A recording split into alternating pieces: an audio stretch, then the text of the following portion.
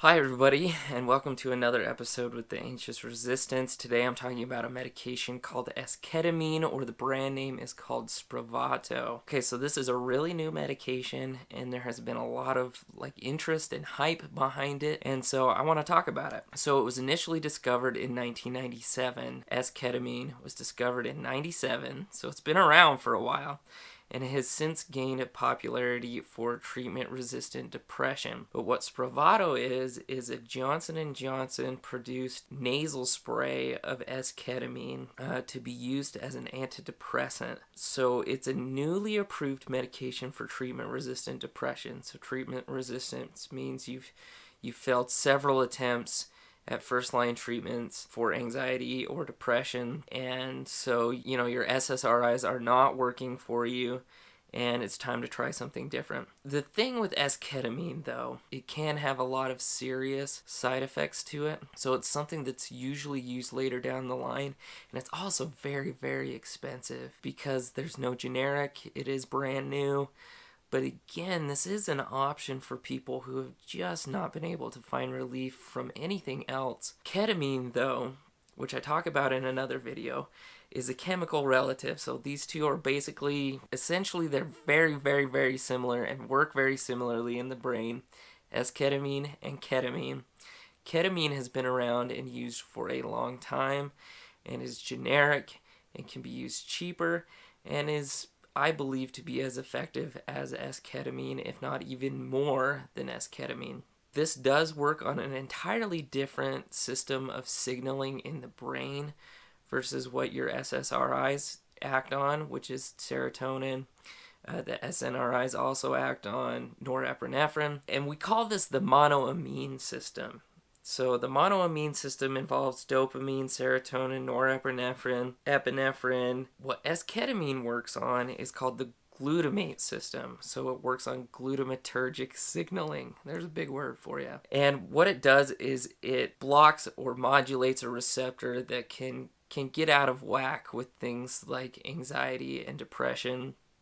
It can be overstimulated. So what it does is it helps bring that excitation down, and that excitation itself can be related to depressive symptoms. One thing that's really beneficial about esketamine is that its effects can be felt quite quickly. It doesn't take very long. You can feel it within a day, sometimes within 30 minutes, couple of hours of the treatment. It all kind of just depends on the person, but that's one thing that it's very good for, and it's helpful in preventing acute suicidal ideation.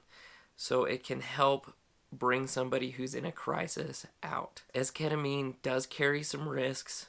It is a Schedule III controlled substance, so that means it has even higher addictive potential than your benzodiazepines, your Xanax, your Ativan, your Klonopin. It has a higher addictive potential than those. And also, it has some serious side effects like dissociation, dizziness, sedation, nausea, vomiting, vertigo, numbness, anxiety, lethargy, increased blood pressure. Long-term use of esketamine has been associated with bladder disease. While this may be a good option, it should be kind of considered a last line of defense. I think it's something that it's expensive, it's new, it's not used a lot. You have cheaper options like ketamine and a slew of other things that you can use before you need to jump to esketamine. But it is good to know that it is an option, that it's out there. And the way esketamine is administered is at the doctor's office. So it's not a medication you take home. You have to go to the doctor's office. They give you the nasal spray.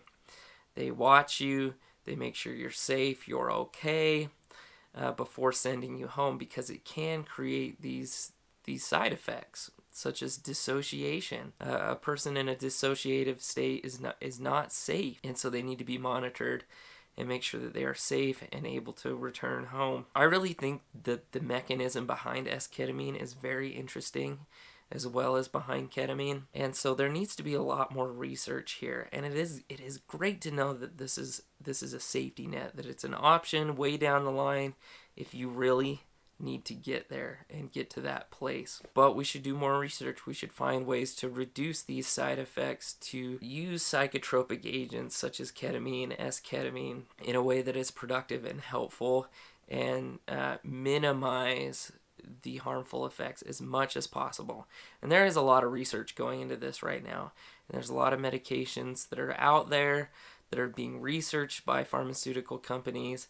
Although there have been a lot that have failed so far and have not made it through to production. And so this is something that we can be on the lookout for and hope for more research in, and hopefully it provides more options in the future. Thank you so much for watching this video with the anxious resistance. I hope you learned something. I hope you felt like there are options for you. If you enjoyed this video, please like it. Please comment down below if you have any questions, and subscribe to the channel if you want more content just like this. And thank you so much for watching.